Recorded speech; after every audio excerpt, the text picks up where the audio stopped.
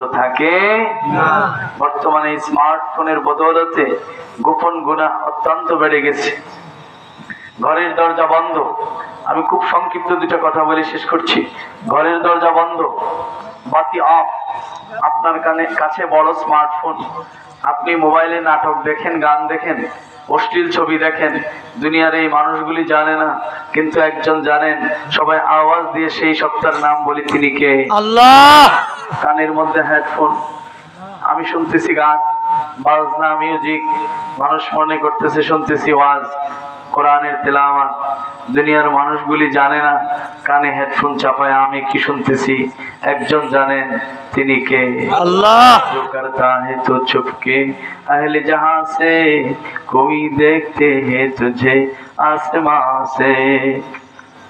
দুনিয়ার মানুষের চোখের সামনে গোপন করা যায়, কিন্তু কেউ আছেন একজন যিনি আসমান থেকে সবকিছু দেখে। এই বর্তমানে স্মার্টফোনের কারণে আরো কিছু গোপন গুনাহ বেড়ে গেছে। নবী আলাইহিস সালাতু ওয়াস সালাম সব বলে গেছেন, খুলে খুলে লজ্জা ব্যতি রেখে।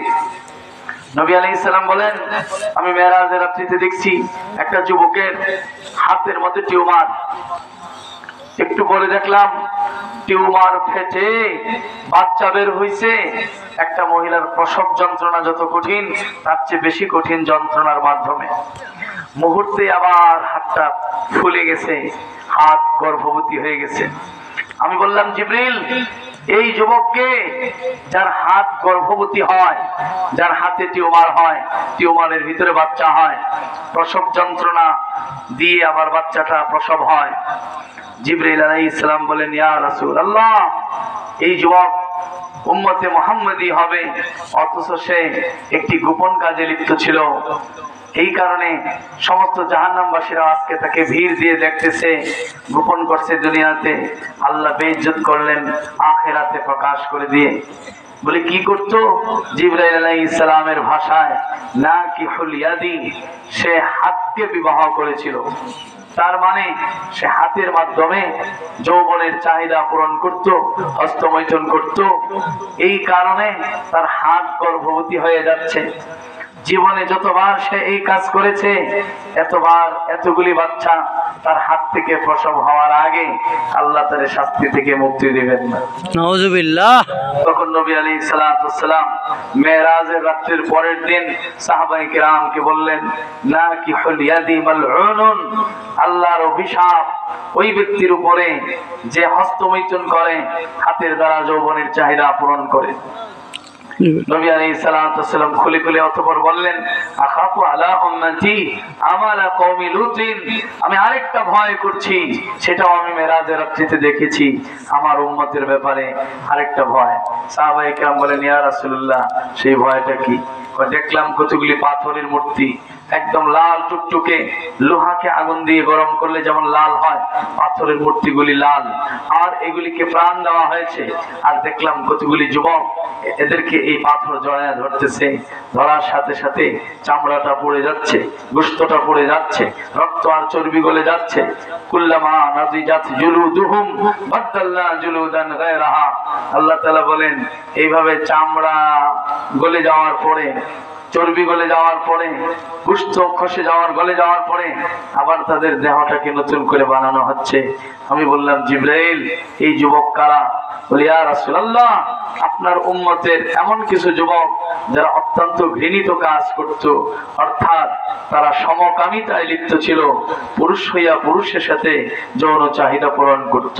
নাউজুবিল্লাহ। নবী আলাইহিস সালাম বলেন, কিয়ামতের আগে আখাফু আলা উম্মতি আমালা কওমি লুতিন ক্বাবলা ইয়াউমিল কিয়ামা, কিয়ামতের আগে আমার উম্মতের কিছু মানুষ এই গুনাহের মধ্যে লিপ্ত হয়ে যাবে। একটা যুবক ছেলে, তার বয়স মাত্র 13-14 বছর। এই ছেলে পেটের মধ্যে ছুরি মেরে আরেক লোককে মেরে ফেলছে।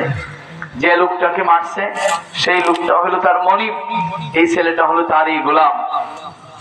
ওমর রাদিয়াল্লাহু তাআলা আনহুর দরবারে ধরে আনা হলো ছেলেটাকে।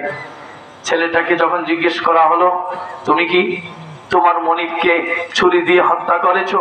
ছেলেটি উত্তর দেয়, মিথ্যা বলবো না, আমাকে যে কারণে ধরে আনা হয়েছে সত্য, আমি আমার মনিবের পেটে ছুরি মেরেছি, তাকে মেরে ফেলেছি। তবে আমিরুল মুমিনিন বিচার যা করার তা করবেন, কিন্তু এর আগে আমার একটি কথা, তা হলো আমার এই মনিবটা ছিল জঘন্য খারাপ। সে আমার সাথে এমন একটি খারাপ কাজ করত, যেই খারাপ কাজটা মেয়ে মানুষের সাথে করা হয়। হালাল ভাবে করলে বিবাহ, হারাম ভাবে করলে হয় জিনা। এই কাজটাই সে আমার সাথে করত। দিনের পর দিন, মাসের পর মাস আমি তাকে বাধা দিয়েছি, সে মানত না। আমি তাকে বুঝিয়েছি, সে শুনতো না। আমার সাথে এই খারাপ কাজটা সে করে যেত। আজ আমি আগে থেকেই ছুরি রেখেছি খাটের নিচে, সুযোগ পেলে মেরে দিব। সবার শেষে সুযোগ পেলাম, বেশ আমি তাকে মেরে দিয়েছি। এখন যা বিচার তা করেন। আলী রাদিয়াল্লাহু তাআলা আনহু, ওমর রাদিয়াল্লাহু তাআলা আনহুকে বলেন, ছেলেটা তো মিথ্যাও বলতে পারে বাঁচার জন্য। বলে তা বলতে পারে, তাহলে এই কেসের দায়িত্বটা আমাকে দিয়ে দেন। ওমর রাদিয়াল্লাহু তাআলা আনহু বলেন, দিলাম। 3 দিন সময় দেন, ছেলেটাকে জিজ্ঞাসাবাদ করার প্রয়োজন হতে পারে, ইংলিশে বলে রিমান্ড। 3 দিনের জন্য রিমান্ড মঞ্জুর হলো। কিন্তু আলী রাদিয়াল্লাহু তাআলা আনহু ছেলেটিকে একটি প্রশ্ন করলেন না। 3 দিন পার হয়ে গেল। আলী রাদিয়াল্লাহু তাআলা আনহু আয়েশা বলেন, আমিরুল মুমিনিন, পোস্টমর্টেম করতে হবে লাশের। পোস্টমর্টেম মানে বাংলায় বলে ময়না তদন্ত। কবর থেকে লাশ উঠাতে হবে এবং পরীক্ষা দিয়ে জানতে হবে। ওমর রাদিয়াল্লাহু তাআলা আনহু বলেন, ঠিক আছে, কেসের দায়িত্ব যেহেতু তোমার, এটার অনুমতিও দিলাম।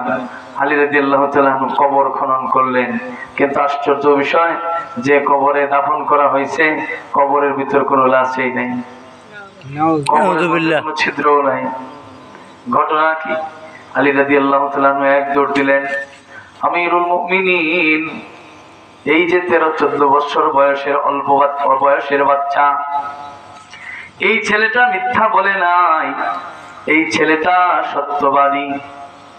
তার মনিব এই ছেলেটার সাথে ওই জঘন্য পাপ কাজটা করত, সমকামিতায় লিপ্ত ছিল। আর ওমর রাদিয়াল্লাহু তাআলা আনহু বলেন, প্রমাণ কি? বলে, প্রমাণ হলো আমি কবর খনন করে লাশ খুঁজে পাই নাই। এইটা কি প্রমাণ হলো? বলে, আমিরুল মুমিনিন, আল্লাহর নবী বসা ছিলেন ওই মিম্বারে, আমি আলী বসা ছিলাম নবীজির পায়ের কাছে।